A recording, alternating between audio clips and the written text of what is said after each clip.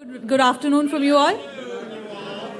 That's only from this side. How are people? I want everyone to settle, so I want to see if everyone's ready. Can I hear it from you all that are you all ready to start this event?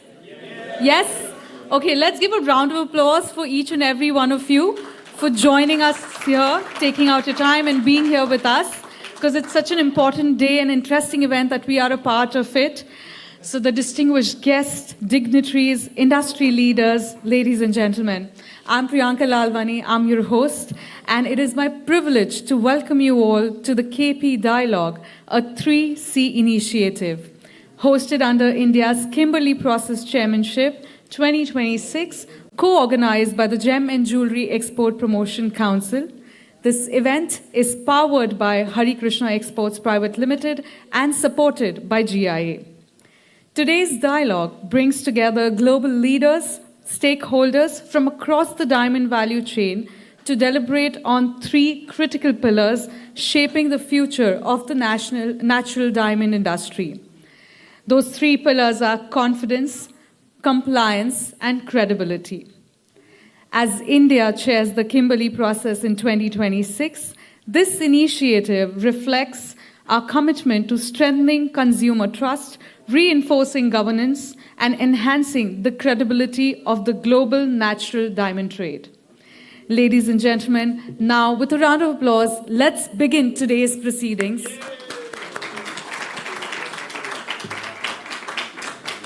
And now, to formally welcome you all, it's my pleasure to invite Mr. Kirit Bansali, Chairman, GJAPC. Let's welcome him with an applause.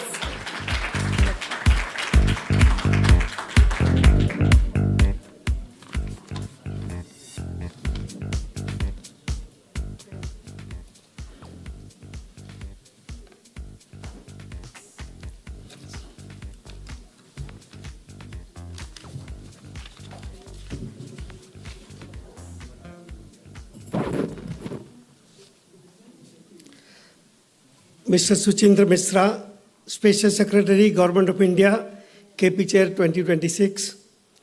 Mr. Basit Abdul Aziz Bamba, KP Vice Chair, Ghana. Mr. Umaru Koroma, Honorable Deputy Minister, Ministry of Mines and Mineral Resources, Republic of Sierra Leone, and Chairman of ADMA. Mr. Saket Kumar, Joint Secretary to Government of India, and Senior Advisor to the KP Chair 2026. Chairs of KP working groups and committees, all KP participants and observers, industry leaders, colleagues from trade, media, ladies and gentlemen, good afternoon. It gives me immense pleasure to welcome all of you to Mumbai for the KP Dialogues A 3C initiative. As leaders from across the global gems and jewelry industry gathers here today, this forum provides an important opportunity for dialogue. At a time when the natural diamond industry is navigating significant change and transformation.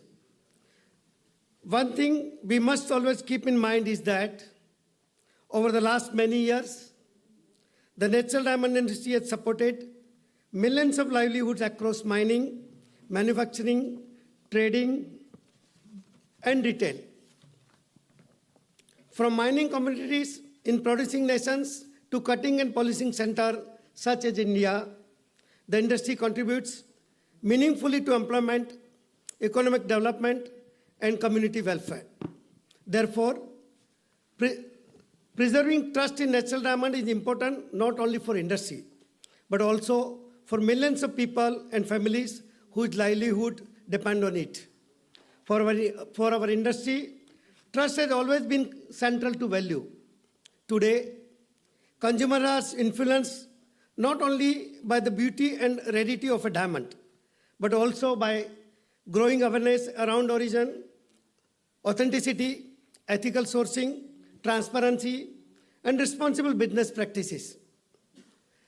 As industry dynamics continue to evolve, it is important for the industry, governments, and stakeholders to work together more closely than ever before to reinforce confidence in natural diamonds and ensure clarity in how we communicate with consumers across global markets.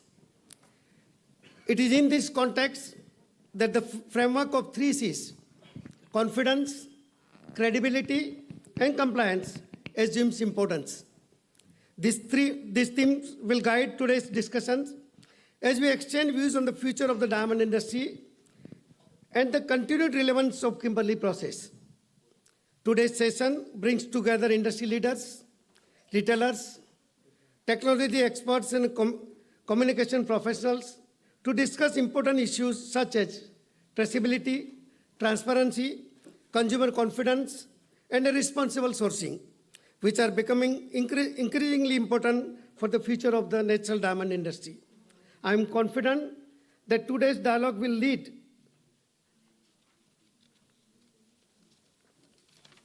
to meaningful exchange of ideas and connectivity engagement among all stakeholders. I thank all delegates for joining us and wish you productive discussion and a very pleasant stay in Mumbai. Thank you. Thank you. Thank you so much, sir. Requesting you to please stay back. May I now invite the KP Chair, Mr. Suchindra Mishra, to please join us on stage. And Kirit, sir, requesting you to please felicitate him with a token.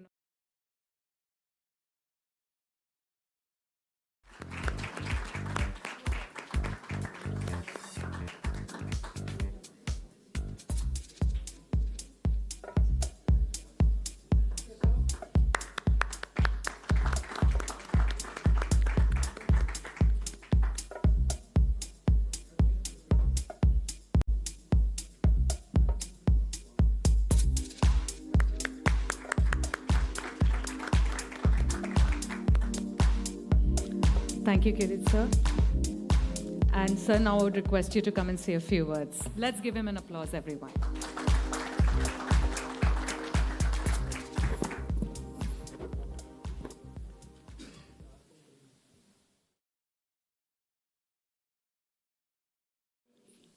KP Vice Chair from Ghana, Honorable Umaru Napoleon Koroma, Deputy Minister from the Republic of Sierra Leone and Chair of ADPA, my colleague Mr. Saket Kumar, Joint Secretary in the Government of India and Senior Advisor to KP Chair, Mr. Kirit Bansali, Chairman JEPC, Mr. Ronnie van der Linden, President World Diamond Council, Mr. Farai Magoo, Vice Coordinator of CSC, and Mr. Alador Muamba from DDI, chairs of KP working groups, committees, and KP participants, observers, industry leaders, members of the trade, media, ladies and gentlemen. Namaste and a very warm welcome to Mumbai. It is indeed a privilege to welcome you all for the KP Dialogue, a 3C initiative. The forum is essentially, as already brought out by Mr. Bansali, is intended as a discussion forum on the sidelines of the KP Intersessional, which starts tomorrow. The idea is to discuss new possibilities, the issues that have been in discussions and conversations among stakeholders, and have a detailed dive on a lot of issues which could inform further deliberations among the KP community. Tomorrow, the formal intersessional meeting will commence. Today's dialogue gives us an opportunity to reflect on a larger question: how do we collectively strengthen trust in the future of natural diamonds? As has been mentioned, the diamond industry is undergoing a period of profound transition. Consumer expectations are changing. Technology is transforming supply chains. Transparency is becoming central to market expectations. And increasingly, the value of diamond is being judged not by its quality alone, but also by the confidence and assurance that accompany it. In this context, India has articulated the framework of 3 C's: confidence, credibility, and compliance. Confidence is about reinforcing trust in natural diamonds and in the Kimberley process as the globally accepted mechanism for conflict-free diamonds.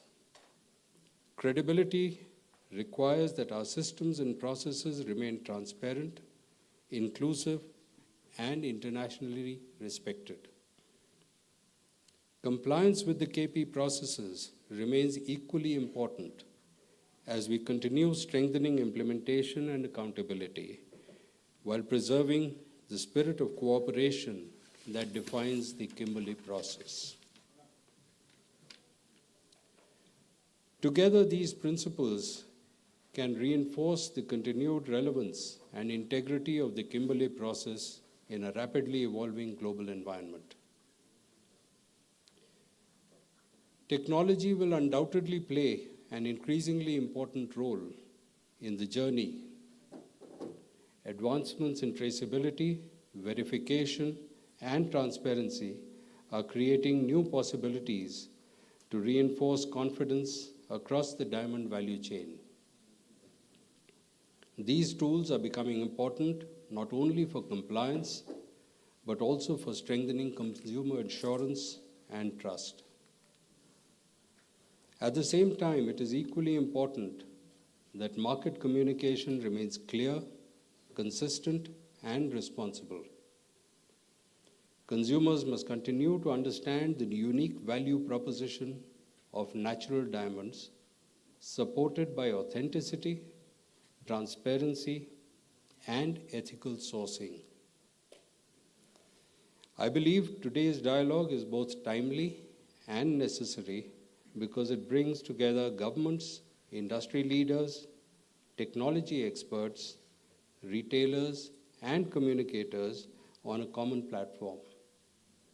Such conversations are essential if Kimberley process is to continue evolving in step with market realities. I look forward to the discussions and to constructive deliberations during this forum. Thank you, and I wish all the delegates a very good and productive engagement today.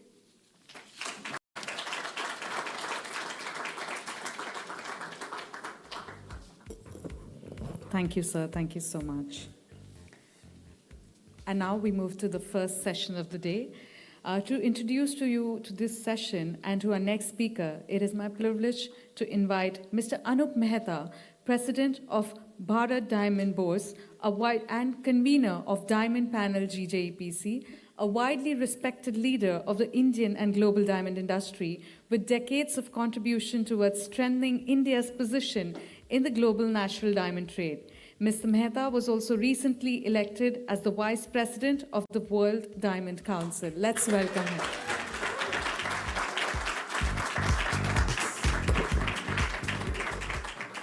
Good afternoon, distinguished guests, ladies and gentlemen. Today, to kick off the session, please welcome Alrosa's Head of International Relations and an old friend of India, Mr. Peter Carrickjoe.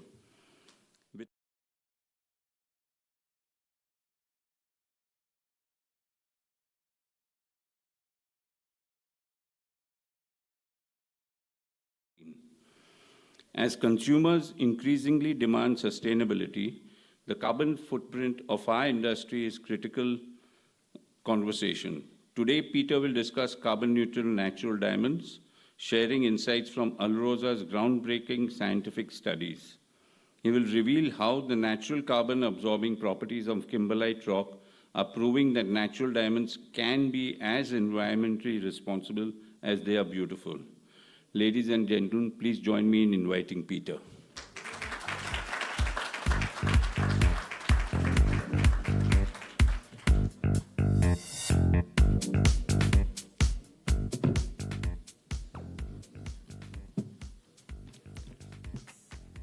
Ladies and gentlemen, thank you very much to India as KP Chair 2026 and personally Mr. Suchindra Misra for welcoming us all in Mumbai. It's always a pleasure to come home away from home. With all protocol observed, I guess everyone already knows who is sitting in the room. It gives me great pleasure to present to you and to the whole KP family a project that is purely scientific based, and for once we can talk about natural diamonds as a product, not something that we usually got used to talking in KP. Natural diamonds, as we have proven over the last years, are not only beautiful, as Mr. Anup Mehta said, but are also positively impacting the environment, the social economic impact of the mining communities where all natural diamonds are mined. And therefore, the sustainability issue has become the forefront of promoting natural diamonds, especially with some other products giving not substantiated claims in terms of that natural diamonds are actually hurting the environment. We, through scientific project, managed to prove that they are wrong, and I will talk about this now.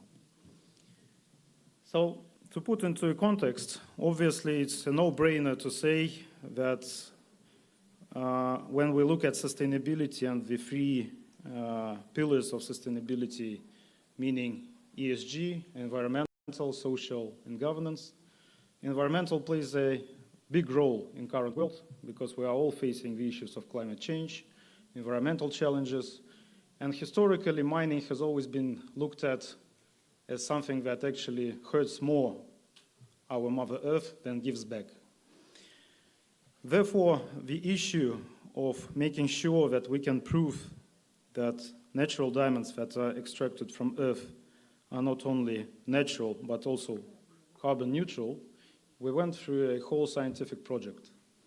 We need to be frank here, it is not something that was done by Alrosa alone. It was an industry-led project. Many mining companies did that. We were simply fortunate to get to a point where we can scientifically and verifiably claim that diamonds coming from Russia are carbon neutral. It's not that it was our goal, it was our pure luck, but it doesn't mean that other natural diamonds are not almost close to being carbon neutral.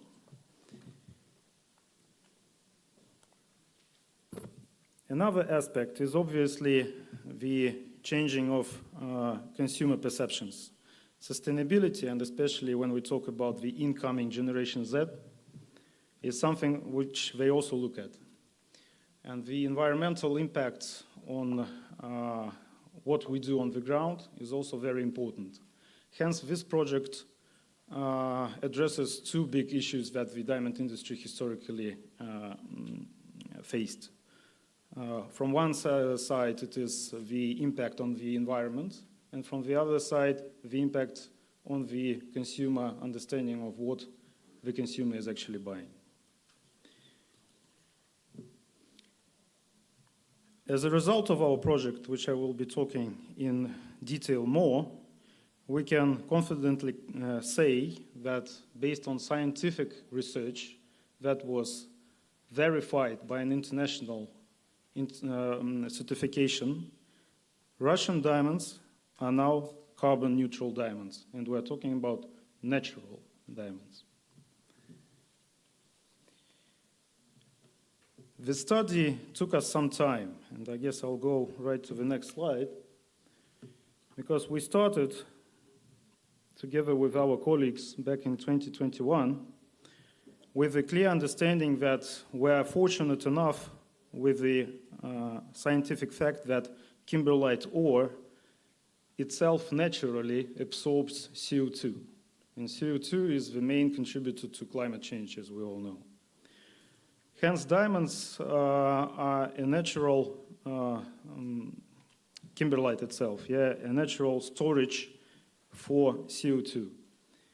And the point is that it not only absorbs CO2, but it actually locks it in. Therefore, meaning that the CO2 that went to the kimberlite ore in the natural process of processing kimberlite ore at our plants is stored and never released again into the atmosphere. Obviously, this assumption needed to be clearly verified, first through a scientific project that was done together with the Moscow State University, and then through international third-party verification and certification. So the process took us 5 years, and as a result of that process, last year, we announced that we did manage to get a certificate that Russian diamonds coming from kimberlite ores in Yakutia are not only carbon neutral, actually, but even a bit carbon negative. The whole process, the production process and our CO2 emissions as a company, as a mining company, also is now carbon negative. This is an important argument when we talk about marketing natural diamonds at international markets. Carbon neutrality gives an extra leverage in terms of making sure that we clearly understand what the natural diamonds do, how they contribute back to our communities, and how they actually do not harm the environment, as some people are claiming. From a scientific point of view, there are a number of triggers that make the absorption of CO2 not only possible, but also accelerated through the production process. As I said already, science proved that our kimberlite ore, depending on its age, absorbs a bit more of CO2 than any other average ore around the world. Pure luck, yet again. But as the kimberlite ore is enriched and then stored in the tailings, it continues to absorb kimberlite, to absorb CO2 even more, due to the fact that water becomes a natural accelerator of the absorption process. Hence, when the ore is already in the tailings, it continues to absorb CO2. With time, the process stops. So most of the CO2 is being absorbed by new tailings, which are 1 or 2 years old. After 2 years, the absorption process drops dramatically, and all the CO2 that was already absorbed by the kimberlite ore is stored there forever. But the ore doesn't absorb more. So there is an end process to that. In broader terms, this means that in order for your tailings, for a kimberlite ore tailings to continue absorbing CO2, you would need to continue mining, because older tailings do not absorb CO2. At the same time, it means that when you stop mining, there are also no more environmental impacts, because the mining process is stopped, meaning that the CO2 was absorbed. The one that was released through the production process was absorbed by the tailings, and there's no damage done. The tailings themselves absorb through different ways. I think it is seen on this scientific graph. The absorption is done in 3 ways: through the absorption by the beach zone, absorption through the water layer itself in the tailing, and leaching of carbon ice by perpetrating through the deeper layers of the tailings themselves. As I already mentioned, it's important to note that the process is irreversible, meaning that those CO2 that were captured by the kimberlites are never released back into the atmosphere. Hence, obviously, the diamond mining process contributes positively to the issues that we're trying to tackle with the climate change and environment.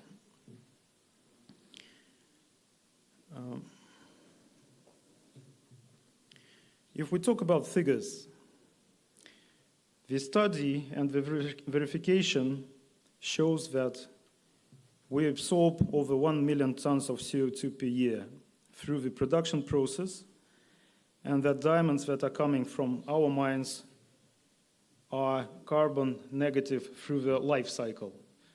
Important to know that we're talking about rough diamonds, meaning that when rough will come to a manufacturing plant, it is yet another responsibility for a manufacturing plant, including also here in India, to make sure that when rough diamonds become polished diamonds, they can still be claimed to be carbon neutral. We know that India is working hard on that. A lot of production facilities in Surat are already going through this change in terms of how they do business and what electricity and energy they're using that is coming from renewable sources. And this gives us a clear confidence that one day the whole industry, the whole production chain from mining to retail can claim and present to the final consumer that natural diamonds, whether they're rough, polished, or already set in jewelry, are carbon neutral. And hence, this is yet another argument to make an informative choice for buying natural diamonds. To put into perspective, of course, if it is of interest, what does it mean 1 million tons of CO2? 1 million tons of CO2 is the same amount that is absorbed by the forest of 400,000 hectares.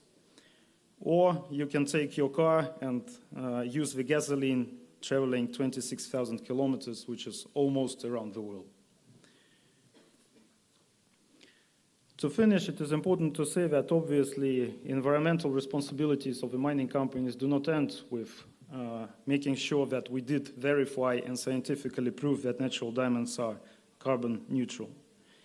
It is important that we continue investing in other projects, including renewable energy that is used at the mining facilities, making sure that we use green electricity through hydroelectric power plants, making sure that we preserve the environment through different forest projects, and making sure that we achieve net balance of emissions throughout the production cycle.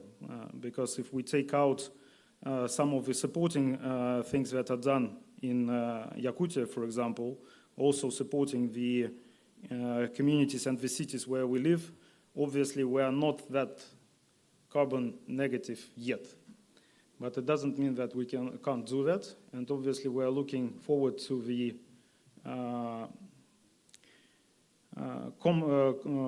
joint work that can be done in KP. We're happy to exchange this experience as best practice with other producing countries in the Kimberley process. And hopefully one day, because the world is going into the track of creating carbon markets, hopefully that at some point we will be able, among the producing nations, to create a carbon market also for natural rough diamonds. Meaning that if, for example, Russia as a mining country produces more carbon neutrality than the others, these credits that can be issued, and we're already working this year on the carbon project that will allow us to issue carbon credits. These credits can be shared with the other producers, so that we can claim that not only Russian diamonds, but all rough diamonds that are being sold through KP certificates are actually carbon neutral. Thank you very much for your time. I hope it was not boring, yeah, because I think it's important that we keep track in KP and also see of what is being done by our scientists, not only by us sitting and talking about different things. Thank you very much.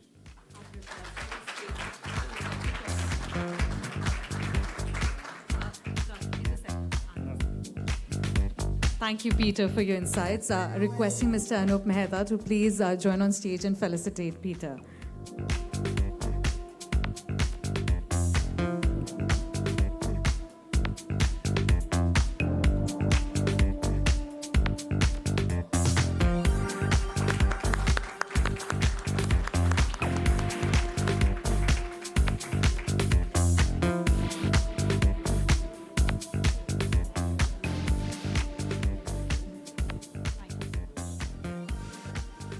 Thank you so much.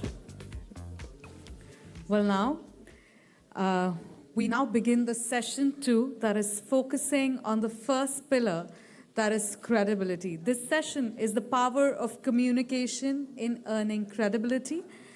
This session will explore how communication, transparency, and industry engagement shape the trust and strengthen the global narrative around natural diamonds. To moderate this session, may I now invite on stage Ms. Ferial Zerauki, immediate past president of the World Diamond Council. Ms. Ferial is a respected leader in the global diamond industry and has played a significant role in advancing responsible business practices, traceability, and industry standards across the natural diamond sector. Let's welcome her. Joining us virtually, we have Ms. Colleen Rooney, Chief Corporate Affairs and Sustainability Officer, Signet Jewelers.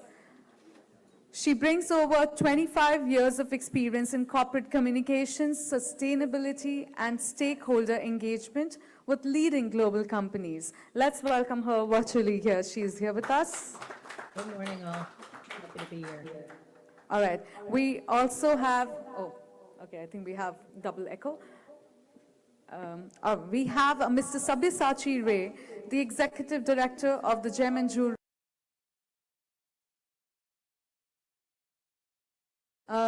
Since joining GJEPC in 1999, he has played a significant role in strengthening India's gem and jewelry industry through trade promotion, policy advocacy, and global industry engagement. He has been instrumental in the growth of key industry platforms such as IIJS and has actively contributed to India's strong presence in the global diamond and jewelry sector, including the Kimberley process. Mr. Sabyasachi Ray, everyone. Then we have Ms. Bebe Bakshi, founder of Champagne Gem and a renowned diamond and a jewelry influencer based in Australia, whose digital presence and storytelling have helped bring natural diamonds closer to the consumers across the world. Let's welcome her as well. And lastly, we have Mr. James Doran from the World Diamond Council, who supports the WDC's global communication and industry engagement efforts focused on strengthening confidence in the natural diamond sector. All right, so our panelists and the moderator, I would request Ms. Ferial to kindly take over. Thank you.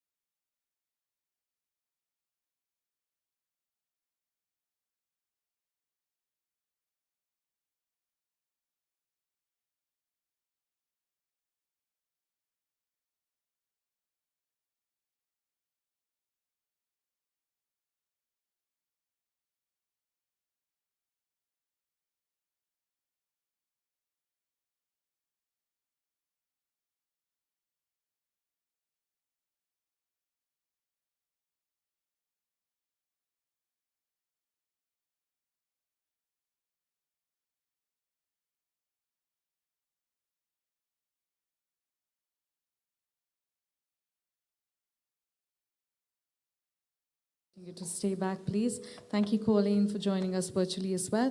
Now, I'd request Mr. Shaunak Parekh, Vice Chairman, GJPC, to please join us on stage to felicitate our panelists first, starting with Mr. Sabyasachi Ray.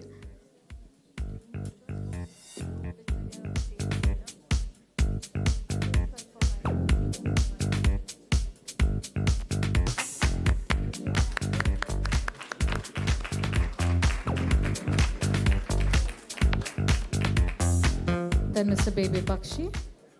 Miss Bebe Bakshi.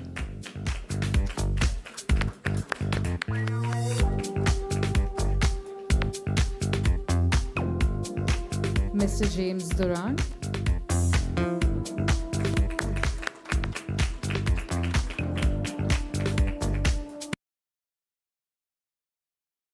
Our moderator, Ms. Ferial Zurauki.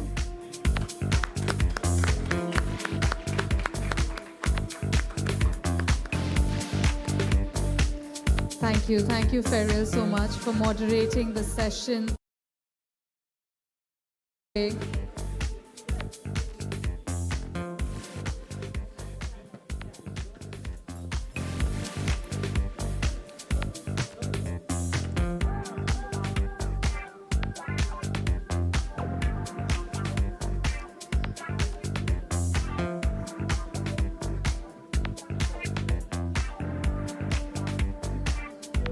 Thank you so much once again to all our panelists.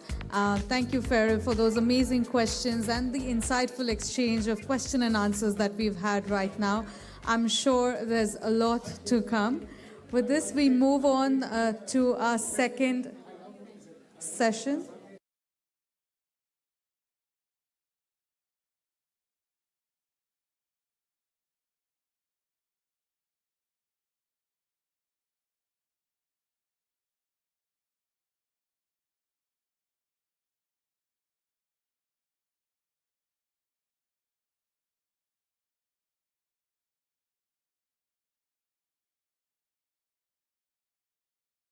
Differentiation, certifications, and verification tools that strengthen the trust in natural diamonds.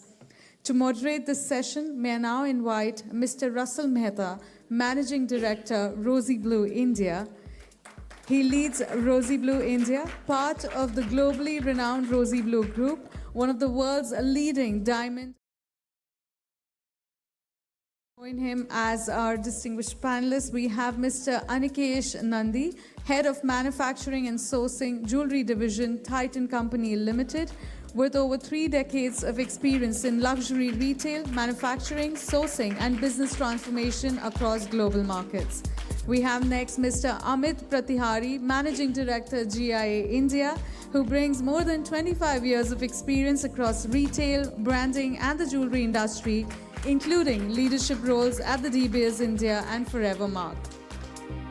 Joining them virtually, we have Mr. Mahiyar Burhanju, Chief Commercial Officer, De Beers Group, a globally respected business leader known for driving growth, innovation, and digital transformation across international markets. Along with them, joining us again virtually, we have Ms.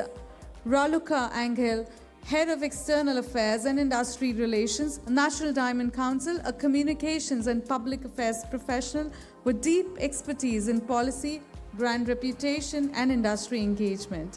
Ladies and gentlemen, please welcome them. And now over to you, sir. Thank you so much.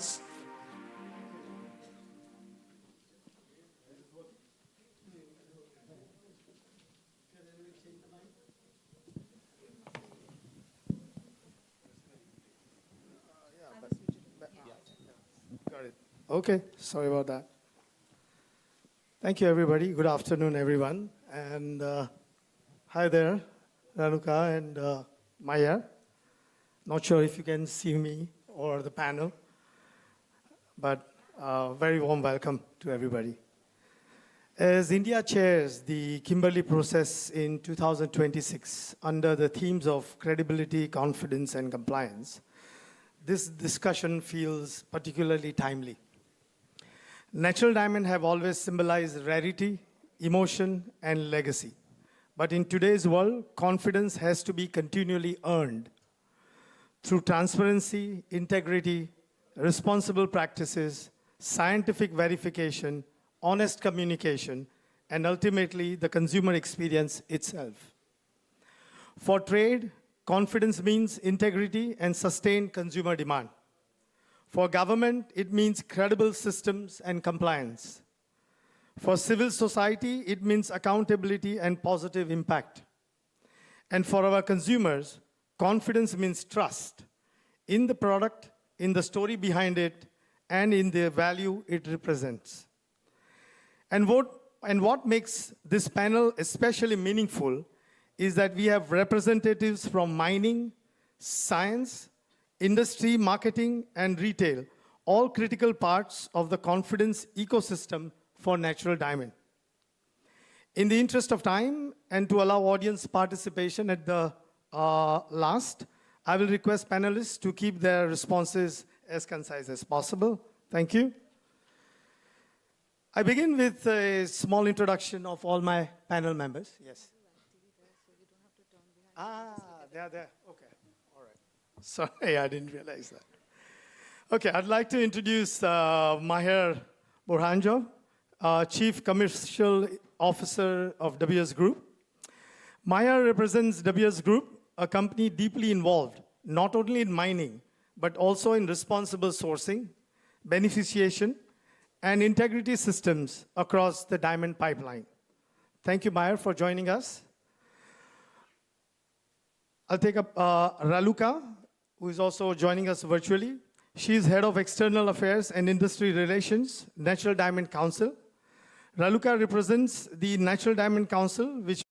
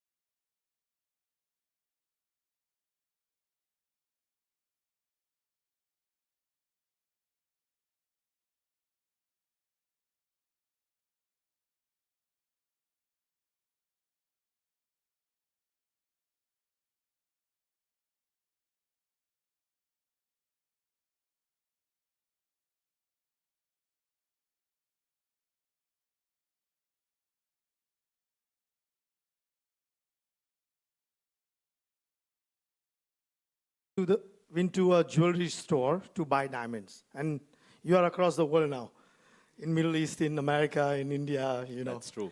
And in I think in Far East also. Yes. Has the conversation changed meaningfully in recent years? So thanks, Mr. Russell, for inviting us here, JJPC. And yes, absolutely true that the conversation is changing now meaningfully.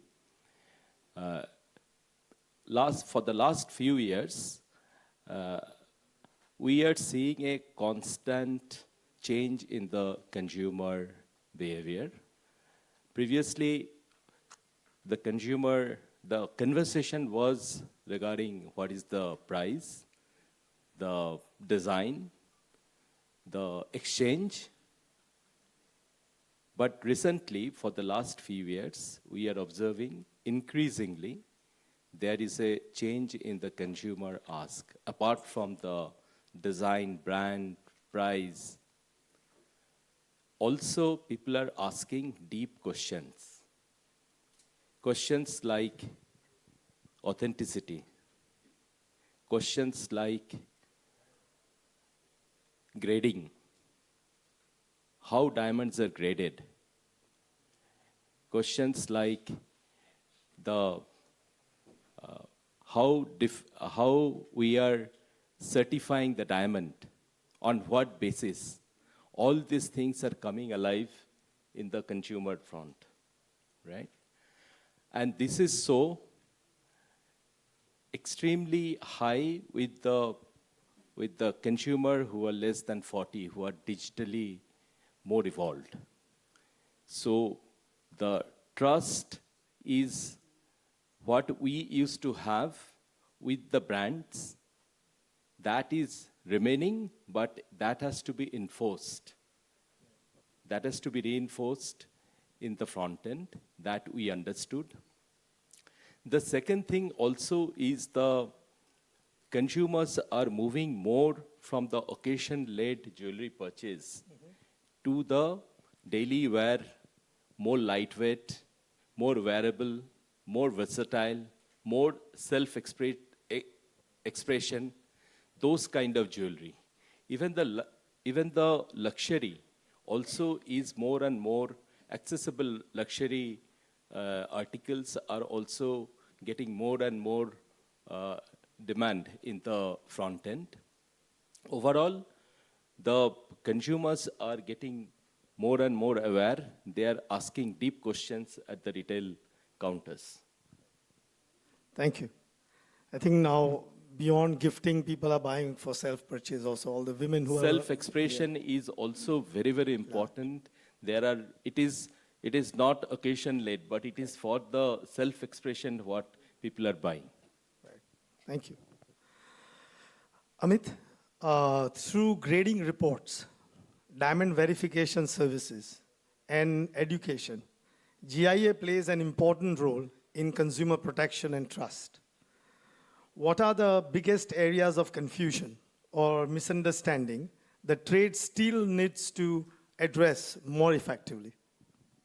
So first of all, Russell, thank you for bringing us together, and thank you for having us. It's a wonderful platform to share thoughts and views. Before I get back to your question, I'll just take a moment and request everybody in this room just to imagine a world without a 4Cs. I just want you to imagine the confusion. I want all of you to imagine the doubt.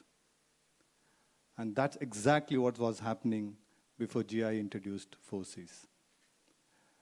When GI introduced 4Cs and the International Grading System in 1953, it gave a universal language to our trade. And that language actually has brought all of us together. Someone sitting in Botswana, Namibia, Canada, Antwerp, Mumbai, Surat, Hong Kong, Dubai, could actually trade a diamond without even physically seeing it if it has a GI report. And that was the power of standard shared vision which GI brought into the table. And which is exactly one of my, if I see it, is one of the area of biggest confusion also. We have adopted the 4Cs as a communication framework, but what brings life to the framework is the standard behind. It is the science behind it. It is the rigor. It is the investment, continuous investment that organization like GIA put it forward to maintain that credibility there. So first is that our assumption is that consumer, and to be frank, to partially trade, feels that all the diamond, all the grading report, all the institute are same, but the reality it is not. So that is the first confusion. Second is disclosure. Consumer today wants to know what they are buying, whether it is natural, lab-grown, treated, or there's a stimulant to it. So having that very transparent and clear standard is non-negotiable. So that is where we should focus. Third one is provenance. Today, millennial and Gen Z, and we heard one of our panelists speaking about what Gen Z and Alpha they're looking for. So they're looking for provenance not just as a reassurance, they're looking for provenance as emotional story. And with technology and science, today we can do what we were not able to do 10 years or a decade back.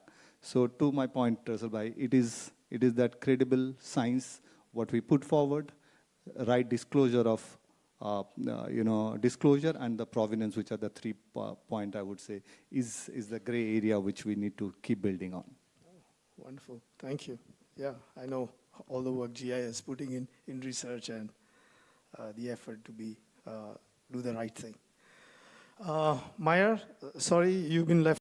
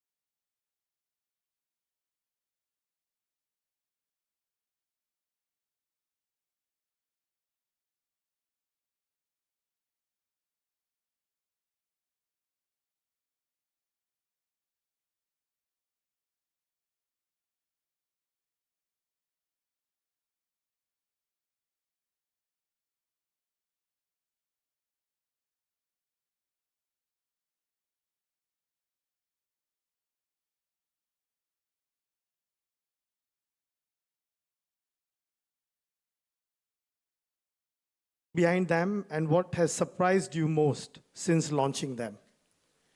Yeah. So, as I was mentioning, that the consumers are definitely looking beyond the brand, the design, all those are there. But beyond that, the certificate, they want how the certificate is made, what are the parameters by which the certificates are made, and the show me idea. So this is the 27 years back what we have done with the gold. We brought the spectrometer in the front end, which is a scientific instrument, and that the same one we applied in the to verify the caratage, K caratage, for the gold in the consumer, again, in the consumer front. So this time we have brought the machines, the lab grade machines, in the front end. There are 4 machines what we have brought in to give the consumer the confidence of the authenticity of the diamond, that your diamond is natural. We are also showing the clarity of the diamond through a scope. We are also showing how good your diamond in terms of light performance, right? And the last but not the least, all our solitaires are marked on the table, and we are showing the marking on the table with the number, with the unique number.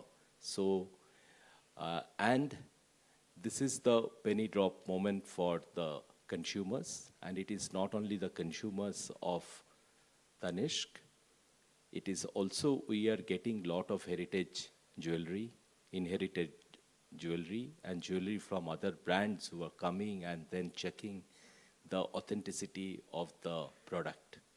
So this innovation, I am sure that it is first time in India and also maybe in the world. So this brings transparency, confidence on the table for what Amit was talking about, 4C. It comes alive in that 18-inch table, right? And Lasalbhai, you asked what are the surprise. The surprise is the number of consumer who come and then check. We are now in 100 stores. Shortly, we'll be in 400 plus stores this year. And hundreds and thousands of consumers already checked their diamonds. We increase the confidence on the natural diamond, definitely. And the other surprise is, it is the design, it is the brand, and it is the science. And it does not really reduce the romance of the jewelry for the consumers. So we are sure that this is a game-changing moment for the retail, and this will have long-term repercussion on how diamond will be retailed, like gold. Now, each and every consumer point in India, at least, there is a carat meter, whoever is selling jewelry. And this will bring, the diamond carat meter will also bring in more and more transparency and the confidence in the consumer mind. Oh, that's fantastic. I mean, being closely associated with Tanishq, I know all the hard work which has gone behind it, and it's a fabulous initiative. And all the machines are actually made in-house with our own R&D team, where 35 PhDs are working, and there are many new things are also in the store to come. That's fabulous. Thank you for that. Raluca,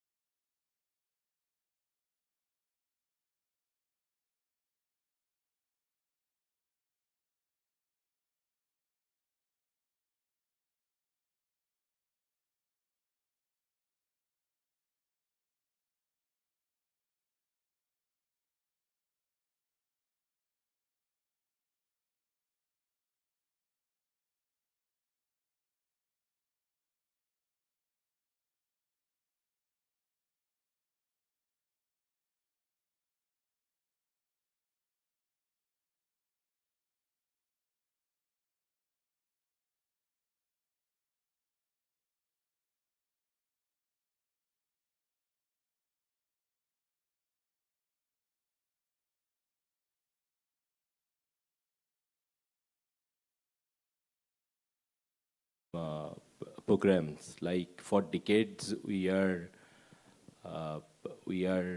having the TACP Titan supplier protocol.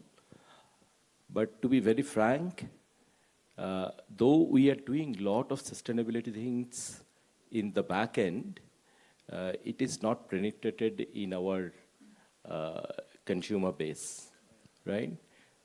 I have heard one consumer talking that being a Tata company, you are supposed to do all those, That's given. right? But collectively, really, a lot of work is being done. Starting from Pragati, we have a Tata level sustainability program and ESG program, but it is not really taken advantage in the consumer front at this point of time.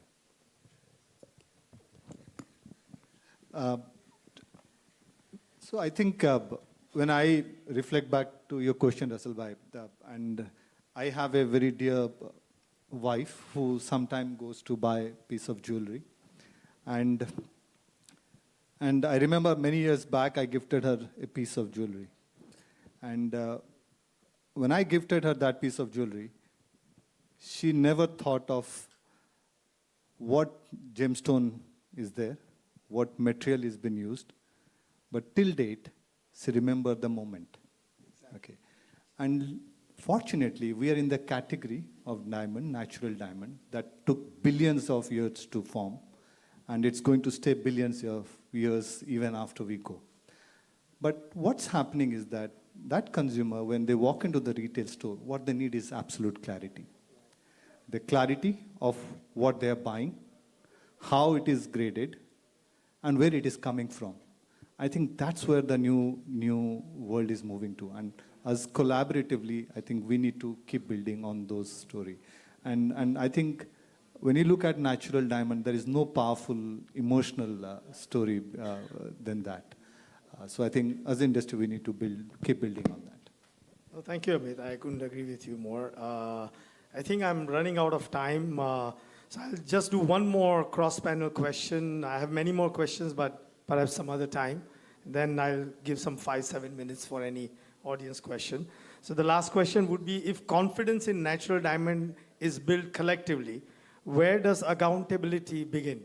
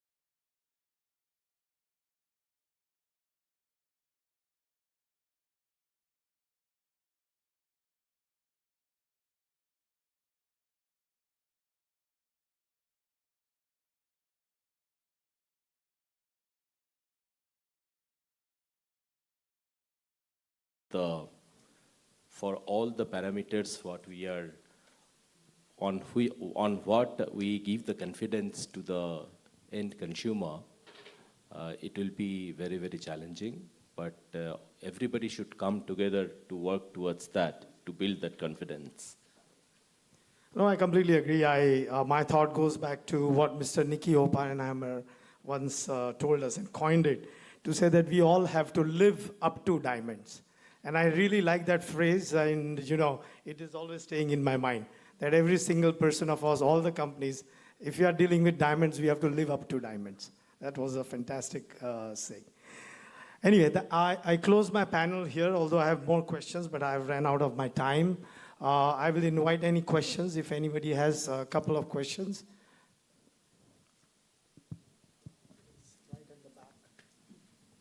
There's one right at the back. Hello everyone, my name is Divyansh. So my question is for De Beers mainly, and please for all the panel members. Will ex-De Beers work? Yeah, definitely, sir. It doesn't count. So as we all know, India is the second biggest market for natural diamonds after US now. So in the coming future, do you guys see India being at par with US, as well as what will be the role of US in the near future for diamond sales? Will it retain the position of the #1 market in the world? Maya, I guess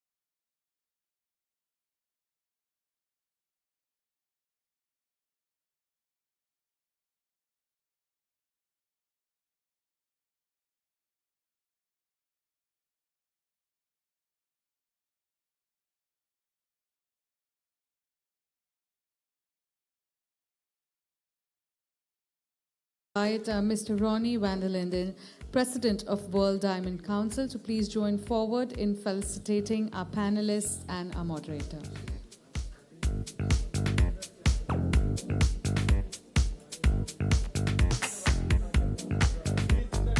Okay.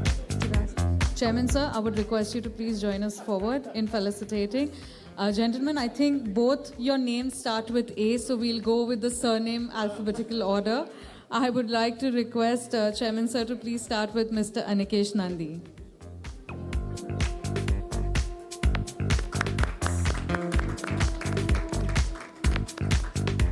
Then with Mr. Amit Pratihari.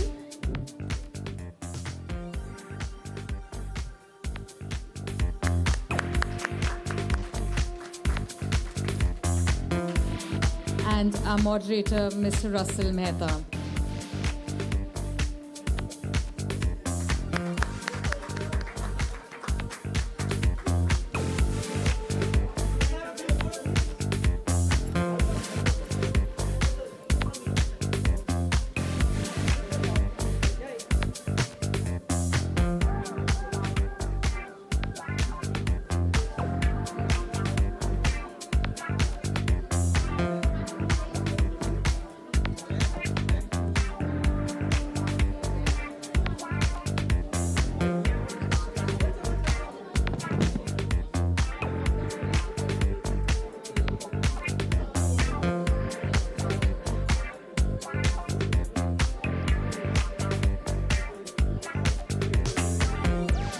All right, thank you so much. Requesting everyone to please take your seats.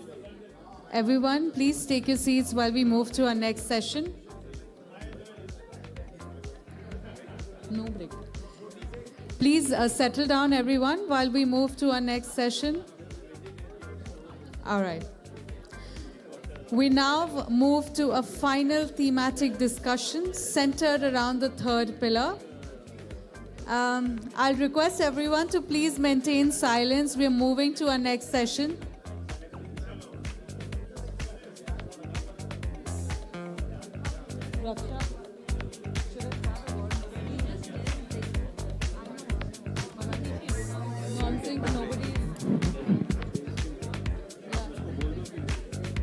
So should I start? Should I announce it or what do I do? We don't have a break right now. I hope everyone can hear me and requesting you to settle down as we want to move ahead with our next session. Requesting the GJPC team members if you can just move around and ask everyone to settle down. The event team members as well, if you can ask everyone to take their seats. Go ahead, you'll have to tell people to settle.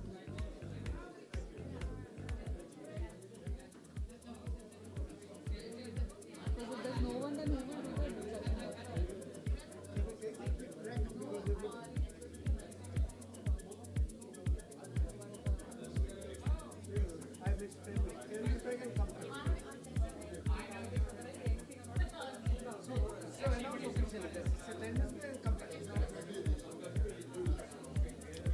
It's a 5 to 10 minute break. We will gather here again in 5 to 10 minutes. As we can see already, a couple of them have moved out.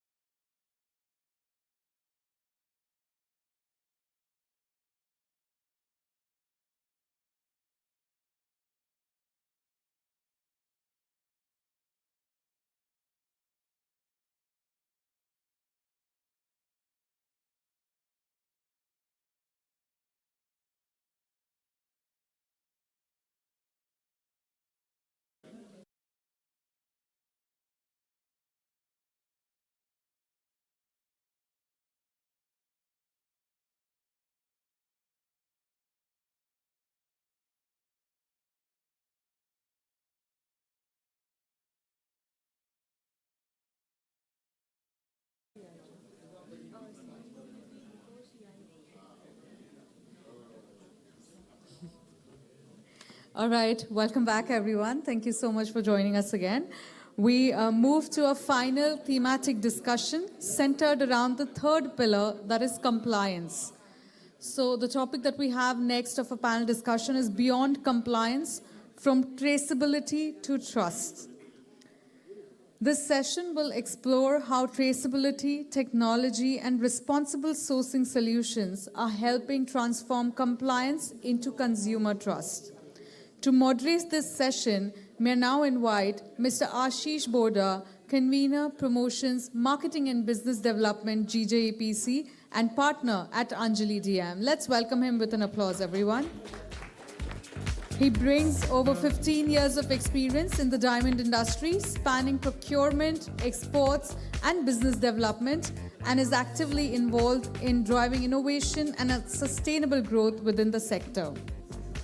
I would now like to introduce our panelists.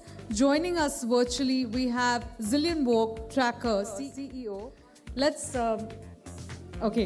We have somebody joining in. We also have joining virtually Mr. Julian Denox, Chief Information Officer, Tracker, a technology and transformation leader focused on enhancing transparency and efficiency across industry platforms. I'm requesting everyone to please maintain silence and take your seats. We also have our panelists here, Mr. Anup Tamhane, Country Head, Everledger, who's actively involved in advancing technology-led traceability and transparency solutions for the industry. We have Mr. Ben Finkelstein, Director, India Sareen Technologies, a business leader with experience spanning globally in global technology, innovation, and high-performance team leadership. We have Mr. Janak Mistry, founder, Lexix Technomist, known for his contribution towards diamond processing technology and innovation within the industry. We have Ms. Jennifer Morricone, International Business Development and Partnerships Manager, iTraceIt. She brings extensive experience in international trade, public policy, ESG, and supply chain traceability. We also have Mr. Aldor Mwamba, Country Manager, DDI Resolve, Democratic Republic of the Congo, with over 30 years of experience in sustainable resource management and artisanal and large-scale mining operations. Ladies and gentlemen, please welcome our panelists and our moderator. Over to you, Ashish sir, now. Thank you. Thank you, Priyanka. Namaskar and good evening, everyone. Thank you for joining us. Distinguished KP Chair, Government Representative, our Chairman at GJEPC, and members of the Kimberley Process Community. Now, we are at the last session of this forum, and which is Beyond Compliance, from traceability to trust. The diamond industry today stands at very critical and transition point. And for many years, compliance within our sector was largely centered around certification systems, moving controls designed to support Kimberley process framework. But today, expectations have moved beyond basic compliance. Like today, buyers are increasingly expect a much broader level of assurance, not only where a diamond was produced or origined, but also conditions under which it was processed or produced and the impact it created for local communities. That is far more demanding expectations, and it extends across supply chain from large industrial producers to artisanal miners, the SMEs, and the manufacturing hubs such as India's cutting and polishing sector, where operational structures can often be highly fragmented and very diverse. We often speak about traceability as a way to strengthen trust across supply chain. At the same time, there is a growing recognition that the ability to implement traceability systems can vary significantly across different parts of the industry. For some participants, particularly smaller players and fragmented operational ecosystems, implementation may involve cost, operational challenges, and complexity. This also raises an important question: should traceability evolve primarily as a compliance obligation with additional processes, resources, and cost, or should it develop as a broad best practice framework that encourages voluntary adoption while remaining commercially viable and practical and inclusive across the diamond pipeline? An important part of today's discussion is therefore to explore how future frameworks can remain both credible, inclusive across the wider industry. Blockchain, AI, digital passports, digital ledger, and any other optical scanning solutions and other technologies. This may be important parts of the solution. However, technology alone cannot create trust. Trust ultimately depends on the governance, interoperability, verification, inclusiveness, and industry-wide cooperation. As the global expectations around transparency and responsible sourcing continue to evolve, how can existing systems adapt in a way that remains practical, interoperable, and globally relevant? Today's session provides an opportunity to explore these questions through different industry perspectives and experience. With that, I would like to invite our panelists to share their thoughts, and with that, let us begin our session.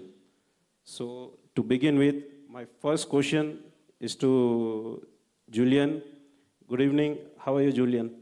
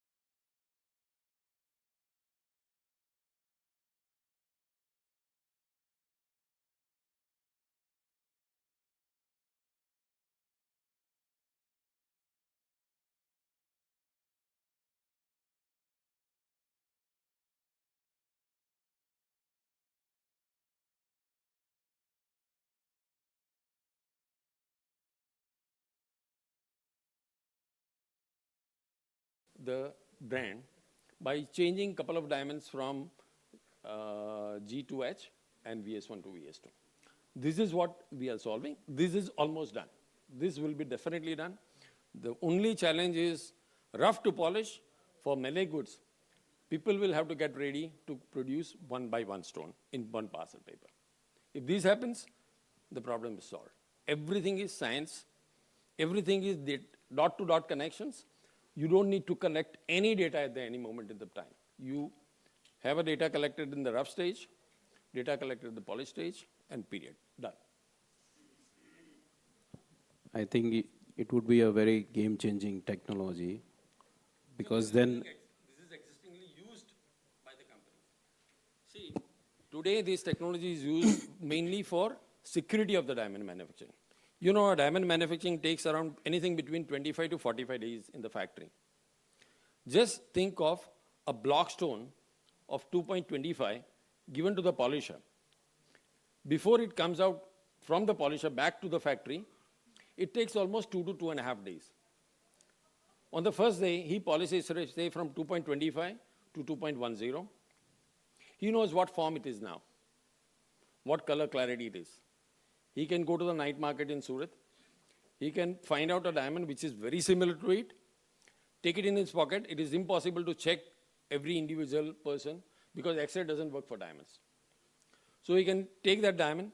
He starts working on the diamond which was his 2.10 original diamond. Maybe midway, he will change the diamond. He will continue working with the diamond that he has brought along with him. He will switch it. In the end of the day, he gives the diamond that he has switched. The original is gone. You have changed one color, one clarity, 30% of the money gone. Industry basically wants this solution, so we started giving this dioDNA solution. Now, the dioDNA solution can be further extended to provenance. Yes, it is possible. so it solves both the problems, the security and the... Security was the prime reason why we developed it. Thank you for that. My next question is to Ms. Jennifer. We often hear that transparency should help build positive narratives, not just compliance obligations.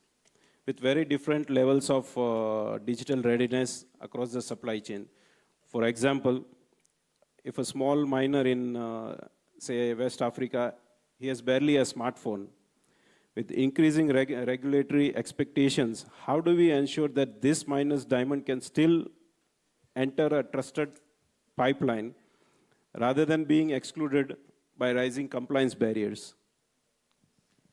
So I think I would start by making a difference between compliance standards and complying to traceability and traceability. And then I would like to separate traceability of the material and traceability of its impact, because it's all different concepts that go together. And yes, you need flexible solutions that can be used also with a mobile phone that adapt to the reality. And we have the OriGMA project that proved that it is feasible, but you need to adapt to all cultures and all realities of different communities and where they are. So you need flexible systems.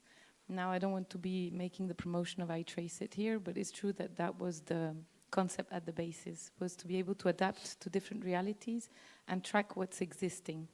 Then, if you need a certain compliance, because your value chain is an RJC value chain, or if it's an IRMA or whatever other compliance standards that you want to be complying to, then you establish these as data points and these as proving documents. The integration with the traceability of the material, like Sareen and like you just explained, are also very important to be able to connect. I call them connectors with us, because they really prove that the material is the same. Now, we specialize in the melee. We do the big stones as well, but the melees are more complex, and you need to treat them like liquids. It's a mass balance, it's different control points. So you will go and look, and in each value chain, we will look at different control mechanisms to reduce the risk. I think all of our solutions are aiming at 100%. Julien just discussed also how they have integrated a lot of aspects into it. It's very, very powerful, but sometimes it also needs to be adaptable to the different realities. And I go also with the inclusivity of the small manufacturers. cost-wise, you need to be able to adapt to the cost and the monetary capacity. So we at least established a very flexible modular pricing, allowing everybody to get on board. And I think if we go down to artisanal miners, really the most vulnerable step, but also very important because they're the start of the pipeline. So it's where the data is the most important. If we today expect that they have to comply and start tracing, we won't get them on board. We need to get them on board at the first step, incentivizing, and all diamanteers want an incentivized reason to go for traceability. Why should they do it if they don't earn more by it? So yes, it reduces cost of compliance. There's a lot of these reduction of costs. But now we need to see for an artisanal miner that is invisible, or a manufacturer that is invisible in the value chain, there they become visible. You can tell that story, you can put a video, you can put pictures, you can really tell. And if you want them to be compliant, it's one thing. But if you start here and say, the positive narrative, we were talking before, Ferial mentioned how communication could change. And I believe that if we always go on, we need to comply not to have the bad. Instead, we could say, if we start buying from this community, and we track what's happening in the next 3 years, and we put objectives, and we show that in 3 years, buying diamonds from this community elevated, there's some accountability to do there behind, but elevated their living standards, there we're winning a lot. And I think it's the right moment to do so, because consumers are also ready for truth, but truth with evolution. Instead of packing in and sugarcoating everything, which I don't think will work with the consumers of today, but I'm not marketeer anymore. I used to be, but that's it. So that's a bit my answer to that.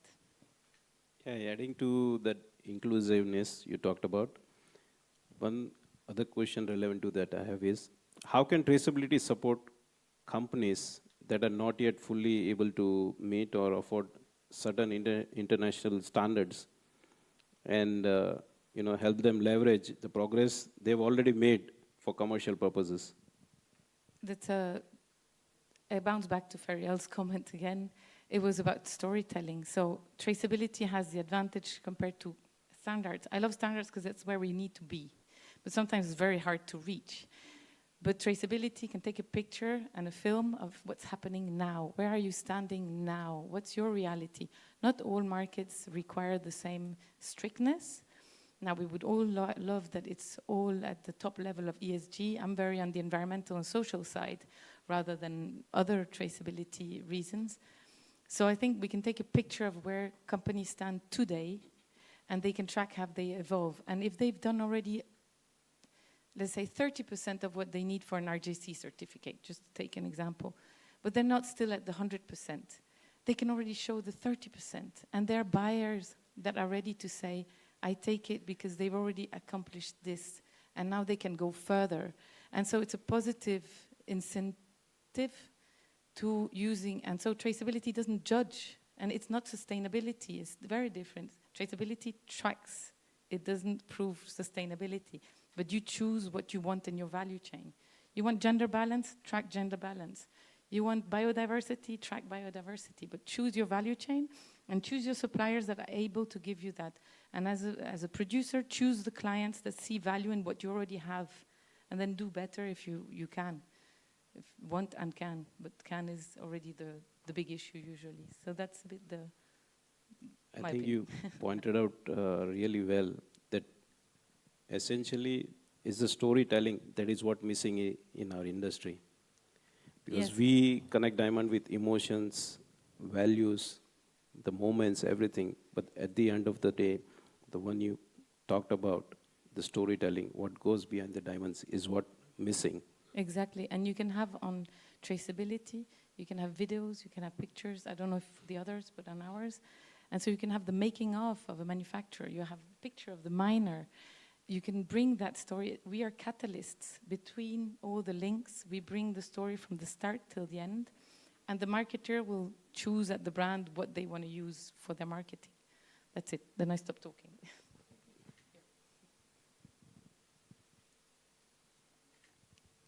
Thank you, Jennifer. And to you, Mr. Alidur Muamba. Based on your experience working across artisanal and alluvial mining in regions in Africa, where infrastructure and support systems often be limited, what do you see as the first essential precondition, whether physical, social, institutional, or digital, before traceability technologies can realistically function at the grassroots level? Thank you for the question. I'll be speaking in French. Can someone translate it into English? Do we have a translator? French. I can do. Je traduis. OK. Merci beaucoup pour cette question qui est extrêmement très importante. Thank you for that question that is very important. Il faut faire des phrases courtes, parce que sinon je ne vais pas y arriver. D'accord. Oui, d'après mon expérience, avoir travaillé longtemps dans le secteur minier artisanal de diamants, After my experience with the artisanal miners sector, je pense que la première condition essentielle n'est pas tellement la technologie elle-même, I think that the most essential element to take into consideration is not the technology in itself.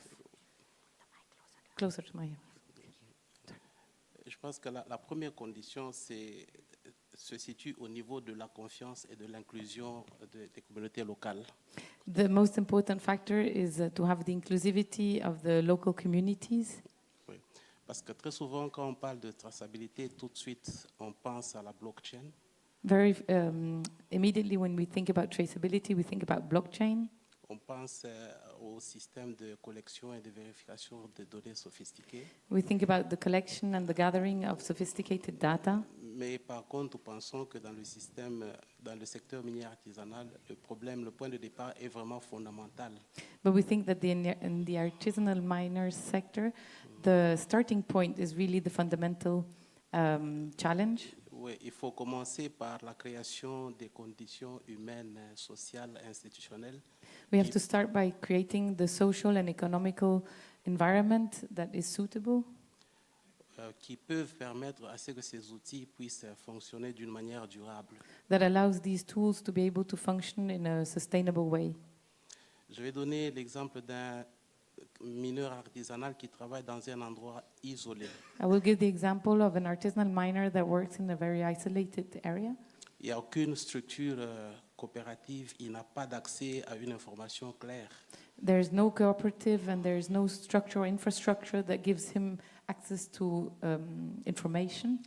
Et il ne sait pas voir le bénéfice direct lié à la traçabilité. And he can't see the benefit of the direct benefit of the traceability. Et quand vous lui amenez d'autres systèmes de conformité, ça paraît pour lui comme une contrainte supplémentaire. And when we bring other compliance and regulations, he just considers it more constraints and difficulties. Oui, au lieu de voir ça comme une opportunité économique. Instead of seeing it as an economic opportunity. Je pense que ce qu'il faut, premièrement, c'est de créer une infrastructure de confiance au niveau local. The first step is probably to create trustful infrastructure at local level. Et cela passe notamment par d'abord l'engagement communautaire. And that starts by community engagement. Les communautés doivent comprendre pourquoi ils intègrent ce système. And the communities need to understand why they're actually integrating this system. Parce qu'à certains endroits, quand les communautés comprennent que la traçabilité peut leur donner l'accès à des marchés internationaux, à des meilleurs prix et à une sécurité économique. So when they understand that actually traceability can bring them to more international markets, more security. Dans ces conditions, le niveau d'adhésion au système change automatiquement. And at that moment, the level of adhesion, of taking on the systems increases. Oui, alors ils vont considérer la traçabilité non comme un système de contrôle, mais comme une opportunité qui peut leur permettre de changer leur façon de vivre. At that moment, they will consider traceability not as a constraint, but as an opportunity that can change their life situations. Oui, nous avons aussi la formation numérique et l'alphabétisation numérique. Dans nos communautés, beaucoup de gens n'utilisent pas tellement le numérique. So they also have the training of numerical skills and alphabetization, but they don't have that. Naturally, there's not much alphabetization. Nous pouvons voir des systèmes de scannage de QR code, de systèmes mobiles sophistiqués, mais si les gens qui travaillent avec ça ne savent pas faire un scannage de diamants, ils ne savent pas enregistrer les données, ces systèmes vont perdre leur efficacité le plus rapidement possible. You can have all the technology and the devices even brought to the communities, but if they don't know how to log on the data and use it, it won't be, let's say, have the impact that it should have. Il y a aussi un autre point d'infrastructure physique. There's also an element of physical infrastructure. On a des endroits où il n'y a presque pas de communication Internet, il n'y a pas de problème d'électricité, les conditions logistiques sont très difficiles pour transporter les données d'un point à un autre. Dans ces endroits, un simple problème de synchronisation peut devenir un défi opérationnel. In certain areas, the lack of connectivity or access to electrification or even roads infrastructure to go to a place where there is connectivity can make the data transfer an issue in itself. C'est pourquoi nous disons que la confiance numérique doit être accompagnée avec des infrastructures physiques qui sont fiables. So this is why we say that numerical traceability has to be accompanied by infrastructure that can support it. Et finalement, nous devons rendre visible la création de la valeur au niveau des communautés. And we have to make it visible, this infrastructure investment that we do at the communities. Parce que quand les communautés comprennent leurs bénéfices directs liés à la traçabilité, ils deviennent eux-mêmes des partenaires actifs du système. As soon as the communities realize the benefit that they get out of it for themselves and their livelihoods, they start becoming active actors of the value chain. C'est pour ça que nous disons finalement qu'il faut travailler sur l'adhésion communautaire et donner toutes ces facilités pour que les gens deviennent partie prenante au lieu qu'ils perçoivent la traçabilité comme un système qui vient seulement pour les contrôler. So this is why it has to really be seen and spread as a community improvement solution and not as a constraint to really be efficient at the end of the day. I think you pointed out really well that, traceability shouldn't just be as a compliance or just as a origin data, but as I mentioned earlier, that it should also carry the impact it is created on the communities where the diamond is mined or where the diamond is processed. So the impact it is created, and I think that's storytelling that consumer has to decide that if I'm purchasing something, that I'm creating this kind of positive impact on the communities around it through the hands it has passed through. So you pointed out really well, and I would like to continue with one more question to you, sir. What kind of support would you expect from the Kimberley Process family to help scale those foundations so that artisanal producers are meaningfully included within the global trust framework rather than being left behind as the compliance expectations continue to grow? Oui, merci. Bon, je peux dire que le processus de Kimberley a joué un rôle très important depuis très longtemps dans la réduction des diamants de conflit. So I would like to say that the Kimberley process has played a major role in reducing the situation of conflict minerals. Et le processus de Kimberley a créé une architecture de conformité qui est reconnue mondialement et sur l'architecture sur laquelle beaucoup de gens se réfèrent pour créer le système de traçabilité. And it has created a framework to be able to comply to these rules that traceability can lean on. Beaucoup de systèmes de traçabilité copient ça. Yeah. So that many systems of traceability are leaning on.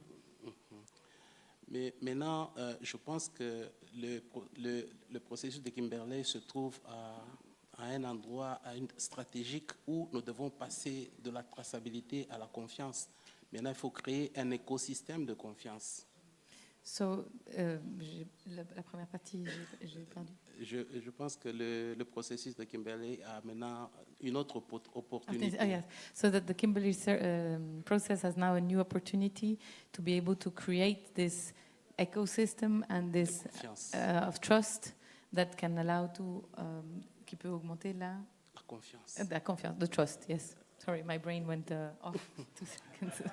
Alors, l'appui qu'on attend du processus de Kimberley, c'est notamment en termes d'appui. La première chose, c'est que dans cette transformation, les producteurs artisanaux doivent totalement être intégrés dans le processus et non pas les considérer comme des sujets de la traçabilité, mais des acteurs qu'on intègre aussi dans le processus de traçabilité. So the expectation of the KP is that the KP can contribute to make these artisanal miners part of the change and the process, and not as elements external to the process that you need to solve, but that they are integrated into the change. Le processus de Kimberley peut supporter des programmes tels que le renforcement des capacités, apprendre aux mineurs comment utiliser les appareils numériques, la digitalisation, toutes ces choses. Le processus peut appuyer des programmes comme ça. The KP could support programs that aim at training artisanal miners in the digitalization and the alphabetization, and create the place where this can thrive.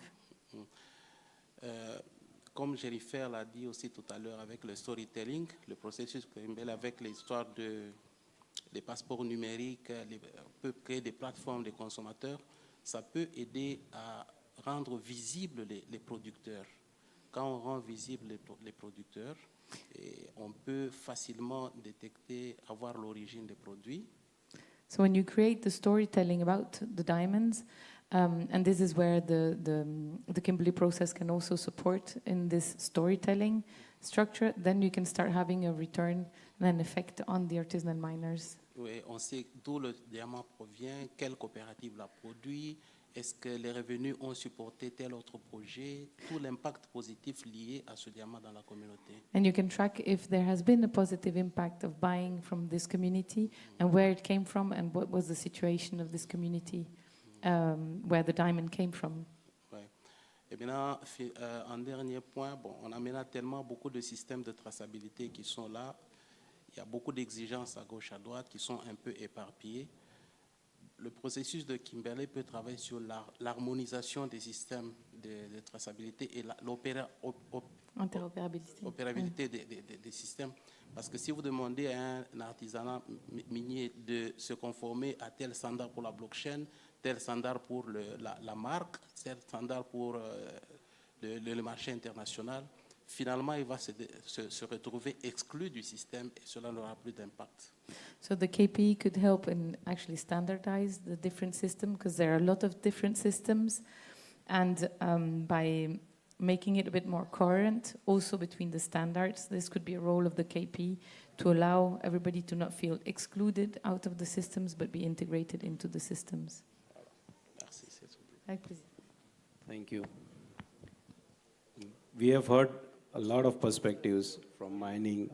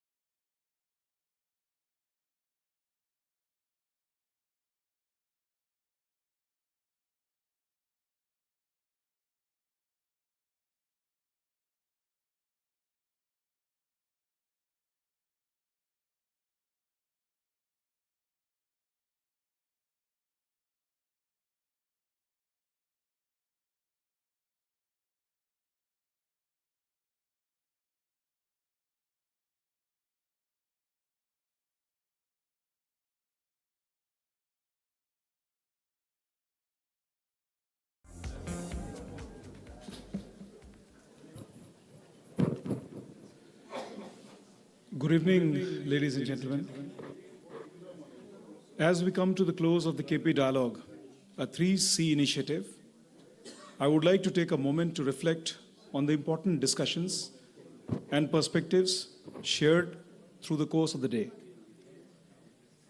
Today's conversations brought together leaders from across the diamond ecosystem, industry representatives, retailers, technology providers, communication experts, and members of the Kimberley process community to discuss the importance of strengthening the 3 pillars of credibility, confidence, and compliance. I believe today's dialogue has been a meaningful beginning and has set the right tone as we move into the Kimberley process intersessional meeting starting tomorrow.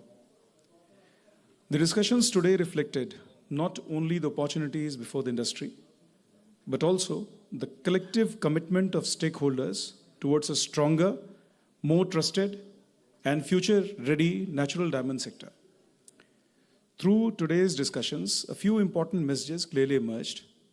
We heard how sustainability and ESG considerations are becoming increasingly important in strengthening consumer trust in natural diamonds, including new conversations around carbon neutrality and the environmental contribution of kimberlite formations.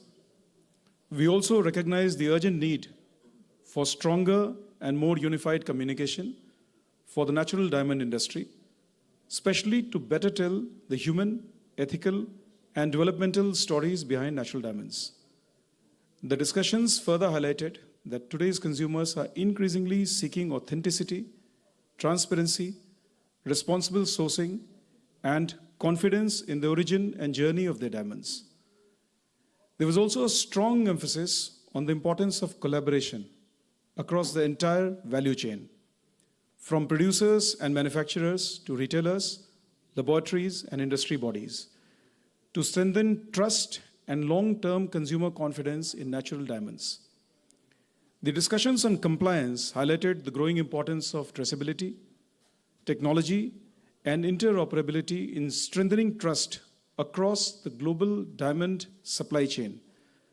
At the same time, speakers emphasized that future traceability frameworks must remain practical, inclusive, and accessible for all parts of the pipeline, including artisanal producers, small businesses, and manufacturing ecosystems like India, so that transparency strengthens the industry without leaving small stakeholders behind. Before we conclude, I would like to extend our sincere gratitude to everyone who contributed to making today's forum a success. Our special thanks goes out to Mr. Suchindra Mishra, Special Secretary, Government of India and KP Chair 2026, all our moderators, speakers and panelists, all delegates and participants for your valuable presence and contribution. Your participation and insights have truly enriched today's discussions. We look forward to continuing these important conversations during the KP Intersessional over the coming days. Thank you once again, and we wish you a very pleasant evening ahead. Thank you.